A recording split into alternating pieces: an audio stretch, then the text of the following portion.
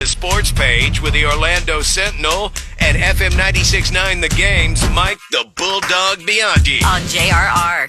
Bulldog Sports page brought to you by Coffin and Lynn Injury Attorneys. I'm sad to report that the F1 desk is going to be closed for the next several weeks as there's another lengthy break in the F1 season. We run the F1 desk just like the football runs theirs. You know, when other stuff's going on, you got to do what you got to do. Bulldog, I want to get to I'm going to say you gave the Colorado Buffalo some bulletin board material, but first, how about the Thursday night matchup last night? Thursday night, the Dallas Cowboys ended their 2-game losing streak last night. They beat the New York Football Giants 20-15. No big surprise there. The Cowboys have beaten the Giants now 7 straight times. They played solid defense. The Giants couldn't score a touchdown. Meanwhile, Dak Prescott threw a couple of touchdowns to lead Dallas to the victory. So big win for Dallas. They were getting a lot of criticism out there. They're now 2-2. Big NFL weekend. Obviously, Philadelphia at Tampa Bay. That's going to be a quality game. Eagles are actually favored on the road by 2 against the Buccaneers. The Buccaneers obviously did not play well last week when they got ripped by the Broncos, so we'll see what happens in that game. The Jaguars, of course, they are the biggest disappointment maybe in the NFL this season. They're 0-3. They have to go to Houston to play the Texans. Texans favored by 6.5. If they fall to 0-4 and Trevor Lawrence doesn't play well, I don't know if they'll bench him because of the big contract, but man, there's an outcry of Jags fans up there who are not happy with Trevor Lawrence or Doug Peterson, the head coach, for that matter. It's going to be interesting to see what happens if they go to 0-4. Will Shad Khan stick with Doug Peterson as the head coach? I mean, coaches have been fired mid-season in the NFL before. It's funny. You said Trevor, and then you said the coach. They'll put it on the coach. They'll put it on Doug. Although in the NFL, players get a lot more blame. Yep, but he just signed that big contract, like you said, so they're going to throw it on the coach. And then the Dolphins, we'll have to wait till Monday night to see what kind of team shows up there in Miami as they host Tennessee in the first of the doubleheader there on Monday night again. Yeah, Mike McDaniel, the coach, not saying who he's going to start at quarterback. I don't know if he even knows who's starting at quarterback. You've got Skylar Thompson, who got hurt last week, but maybe he'll be ready. Then you have Tim Boyle. Then they signed Tyler Huntley off the Ravens practice squad last week. So if I were the Dolphins, I'd start Tim Boyle. He looked pretty good in relief of Skylar Thompson last week. Start Tim Boyle, and if he didn't get the job done in the first half, go with Tyler Hot Rod Huntley. I'd say second half. Start the cheetah. I'm telling you, you just plug Tyreek Hill in there as quarterback into some bitch. He's got single wing. He's gonna run. I like it. That guy's so fast he could throw it to himself. Hey, at least he'd have the ball in his hands, which is something that Skylar Thompson couldn't do last week. Sunday night game should be a cooker there. Buffalo at Baltimore. Yeah, that's going to be a really good game. The Ravens, even though I think they're 1-2, doesn't matter. Yeah, they're still a really good team. I'm actually looking forward to the Saints-Falcons game this week. Believe it or not, in Minnesota, Green Bay. Minnesota's undefeated with Sam Darnold as the quarterback.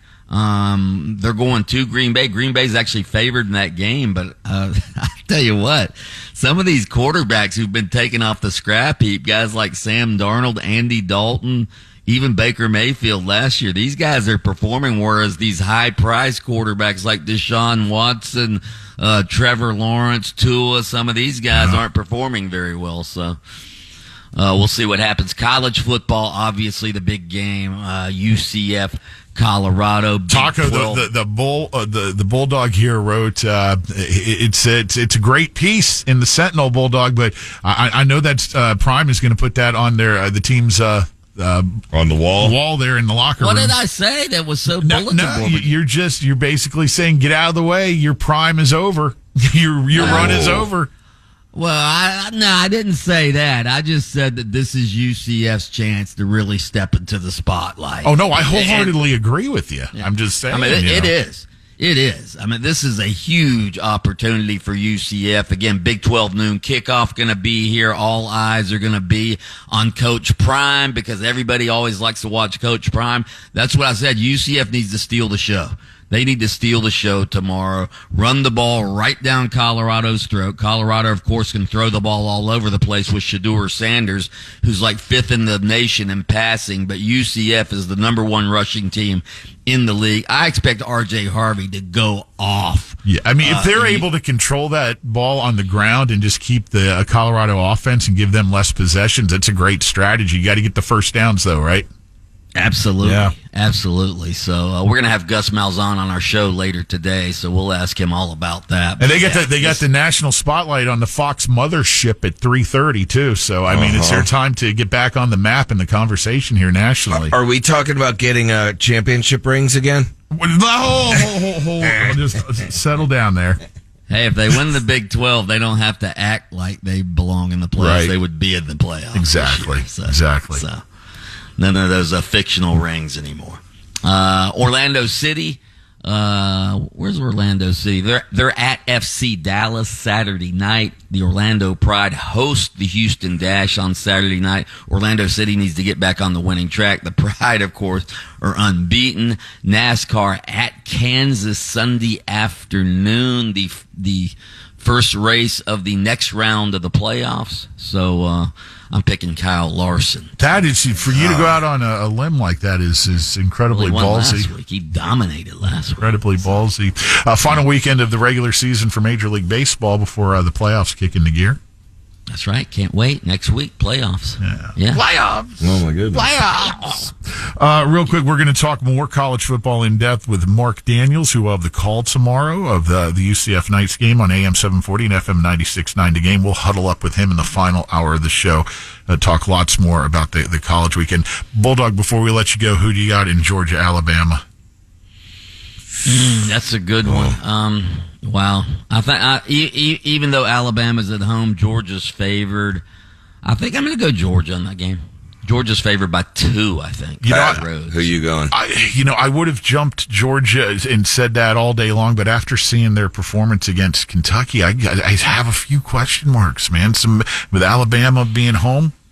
I'm doing Bama. Alabama's performance against USF, USF was in that game in the fourth quarter. Yeah, true. Pat, I'm going to say down. Alabama since they're home. Okay. In a close one. For the record, I had Bama too. By the way, did you see the chef yesterday? Scotty Scheffler in the President's Cup? Just rocked it, I'm sure, like usual.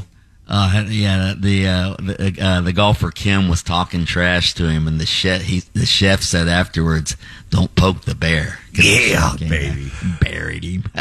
All right, if you want to talk some more with the dog, you'll find him on adjacent to us on AM 740 and FM 96.9 The Game, where he hosts Open Mic. Thank you, dog, for taking the time here on the sports page each morning on JRR. Brought to you by Kaufman and Lind. That's right. You can listen to Under Oath with Attorney Jeff Coppin every Saturday morning, 7:30 on FM 96.9 The Game. You can catch extended versions by searching your favorite streaming platform. Miss the link.